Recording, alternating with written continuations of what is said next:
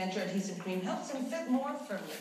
First, thoroughly clean your dentures. Apply 3 small dabs. Then, put your dentures in place, hold firmly, and bite down briefly. It provides a secure hold for up to 12 hours. To remove them, rinse your mouth with water. Then, with a slow rocking motion, gently pull forward. Use a soft brush to clean leftover denture cream. To thoroughly clean the denture, soak it with Polydent Cleanser. This has been Medifax for Polydent.